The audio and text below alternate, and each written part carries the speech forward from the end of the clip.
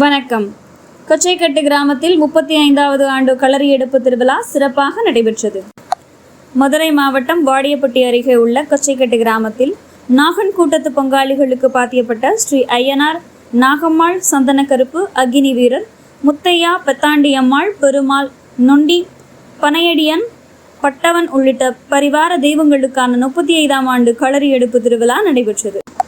விழாவின் முதல் நாளில் முகூர்த்தக்கால் நடப்பட்டு காப்பு கட்டுதல் உள்ளிட்ட நிகழ்ச்சிகளுடன் திருவிழா தொடங்கியது. சுமார் 600 ஆண்டுகள் பழமையான இக்கோவிலுக்கு மன்னன் செண்பகபாண்டியன் நேரில் வந்து வழிபட்டு சென்றதாக வரலாற்று செய்திகள் இருப்பதாக கிராம மக்கள் தெரிவித்தனர். தொடர்ந்து ஐயங்கோட்டை ஸ்ரீ சந்தனக்கருப்பு ஐயனார் கோவிலில் பழம், தேங்காய் உள்ளிட்ட பொருட்களை படைத்து சிறப்பு பூஜைகள் நடைபெற்றன.